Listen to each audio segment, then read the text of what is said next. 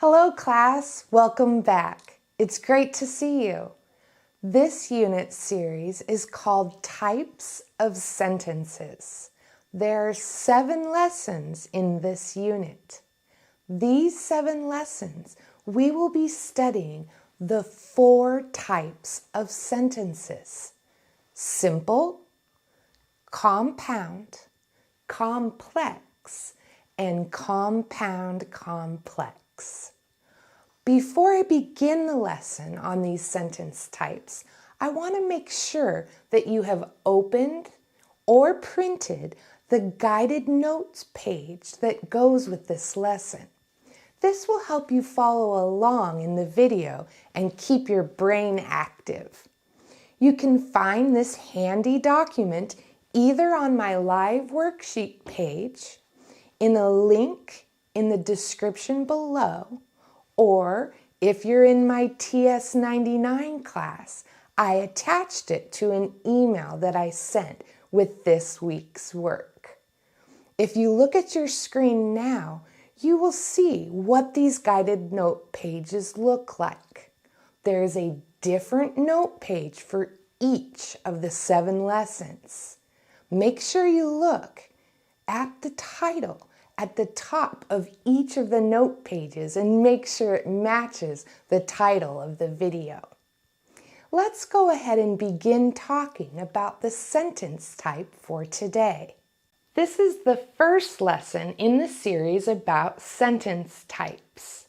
Today we will be talking about the most basic sentence type, simple sentences. Make sure you have your guided notes for simple sentences so you can follow along. But before we can start talking about any kind of sentences, you need to understand what a clause is. So a clause is a group of words that contain both a subject and a predicate. There are 2 types of clauses. There are independent clauses, which are complete sentences. This type of clause is like an adult. They can go out by themselves. The second type of clause is a dependent clause. A dependent clause is an incomplete sentence. This type of clause is kind of like a child. They can't go anywhere without an adult.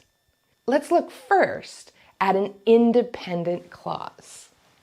So what exactly is an independent clause?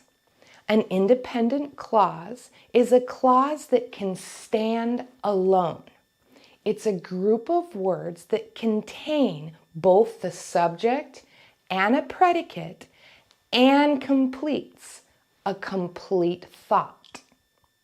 An independent clause is also known as a simple sentence. Simple sentences contain at least one subject and one predicate.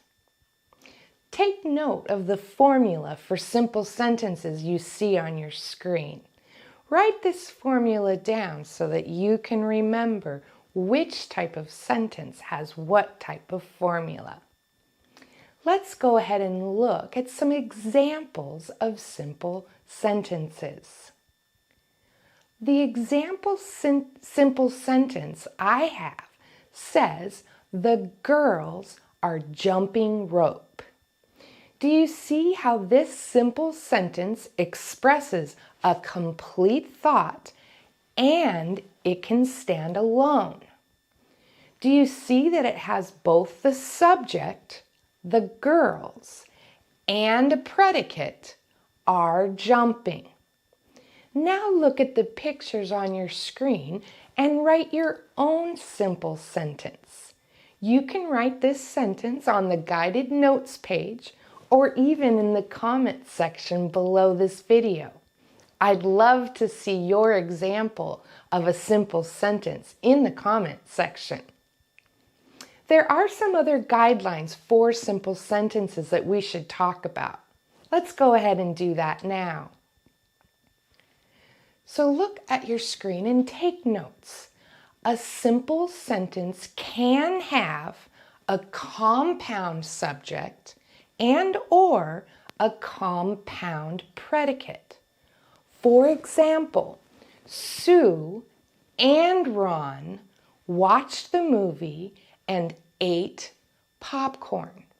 Do you see how Sue and Ron, compound subject, and watched and ate are a compound predicate? A simple sentence can also be long or short. An example long sentence, Maddie, Tom, and Sarah are going to visit their uncle in New York this weekend. Even though that sentence is long, it is still a simple sentence. Simple sentences can also be short, like Mary ran. So now that we've talked about what a simple sentence can have, let's look at what a simple sentence cannot have. A simple sentence cannot have more than one independent clauses. For example, Sue watched the movie and Ron ate popcorn. Those are two independent clauses. That is not a simple sentence. Now let's practice what we have learned about simple sentences.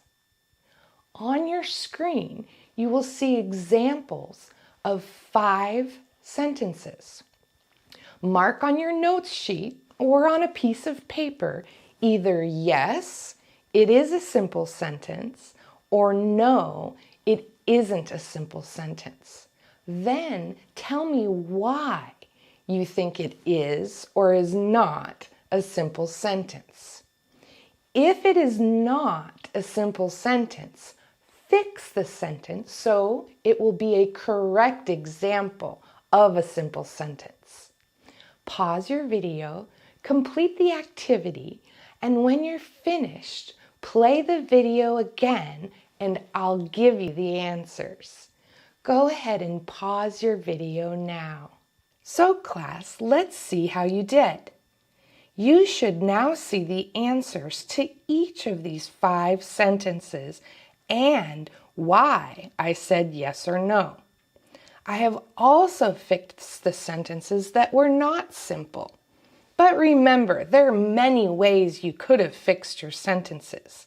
Mine are only examples of one way they could have been fixed.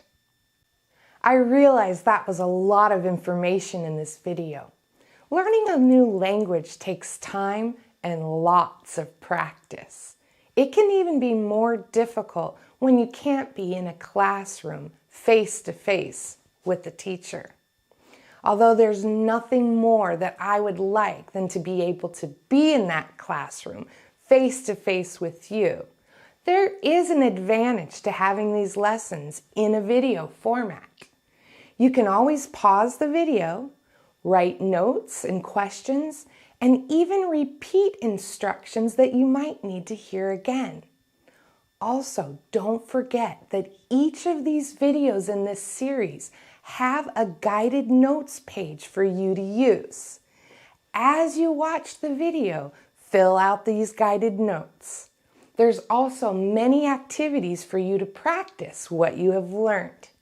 These activities are either in your workbook on the live worksheets, or if you're not in my class, you can find links to these activities in the comments section below. So for now, this concludes today's lesson. But before you go, I'd like to ask you to do a few things. If you enjoyed this video, please show me by hitting the like button here. You can also subscribe to my channel, which will notify every time a new video gets posted. If you have friends or family or other people who you think might enjoy this video, why don't you share it with them? And of course, if you'd like to comment, I'd love to hear from you. Write a couple examples of some of the sentence types you've learned today.